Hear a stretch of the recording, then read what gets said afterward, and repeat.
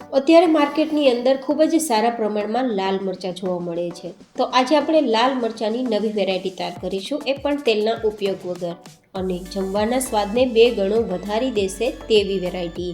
આ વેરાયટી નથી શાક, નથી સંભારો, નથી ચટણી, નથી આથેલા મરચાં કે નથી અથાણું. એકદમ યુનિક વેરાયટી છે. તો ચલો રેસીપી શરૂ કરીએ. તો જેમના માટે મેં 250 ગ્રામ જેટલા આ રીતે લાલ મરચાં લીધા છે.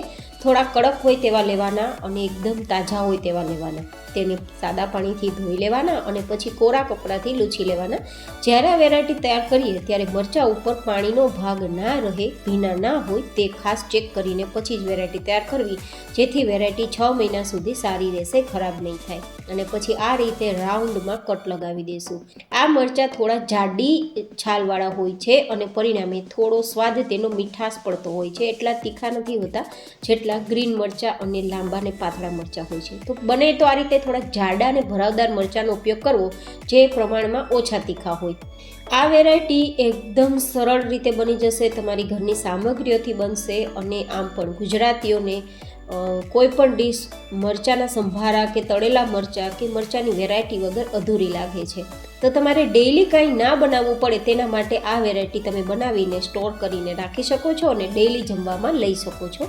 હવે આ રીતે આપણે મરચાંના ટુકડા તૈયાર કરી લીધા છે અને પછી તેને એક વાસણમાં આપણે લઈ લઈશું. તો હવે તેમાં આપણે 2 ચમચી જેટલું નમક ઉમેરીશું. મેં અહીંયા 2 નાની ચમચી જેટલું નમક ઉમેર્યું છે. જો તમે મોટી ચમચીથી લેતા હોય તો 1 મોટી ચમચી જેટલું નમક ઉમેરી દેવું. અહીંયા નમક છે તે ચડિયાતું રહેશે, કારણ કે તેલનો ઉપયોગ આપણે નથી કરવાના.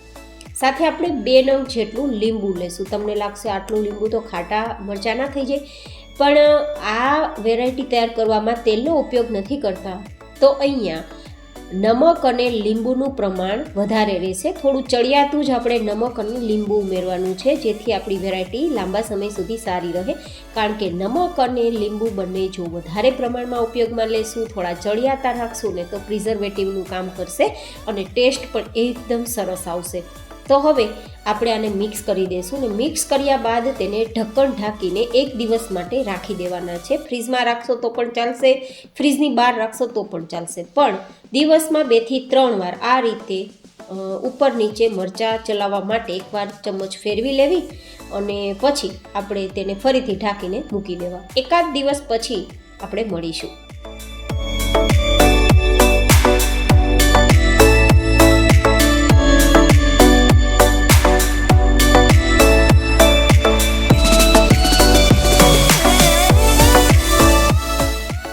તો બીજા દિવસે હું તમને ચેક કરીને બતાવું ને, તો મરચાં થોડા નરમ થઈ ગયા છે અને મરચાંનો કલર પણ બદલી ગયો છે. જો આટલો.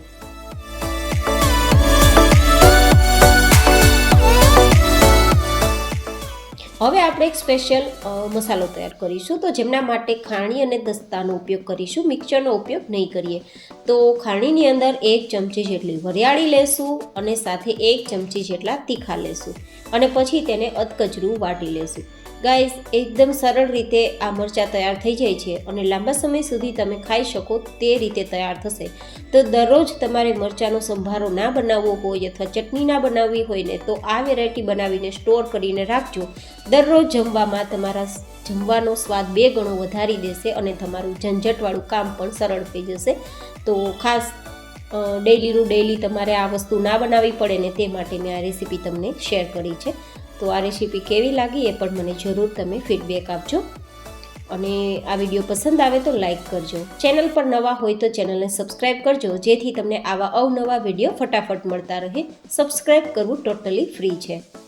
હવે આપણે આ અધકચરું વટાઈ ગયું છે. જો આટલું મેં અધકચરું વાટ્યું છે.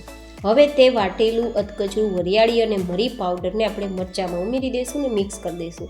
આમાં આપણે નમક પણ ઉમેરી દીધું છે, ખટાશ માટે લીંબુ પણ ઉમેરેલું છે અને સ્વાદ માટે મરી પાવડર અને વરિયાળી અધકચરી વાટીને આપણે ઉમેરેલી છે. તો હવે આપણે આમાં તીખાશ ઉમેરવા માટે મરચું પાવડર નથી જરૂર, કારણ કે આ લાલ મરચાં થોડા પ્રમાણમાં તીખા જ હોય છે.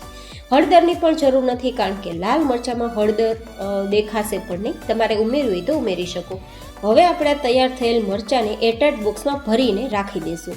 જો બહાર રાખીને ખાશો તો 2 થી 3 મહિના સુધી સારા રહેશે. ફ્રીજમાં રાખશો તો 6 મહિના સુધી સારા રહેશે. બહાર રાખશો તો થોડા પોચા થઈ જશે, પણ ફ્રીજમાં રાખશો તો એકદમ સરસ કડક રહેશે અને ખાવામાં સ્વાદિષ્ટ લાગશે.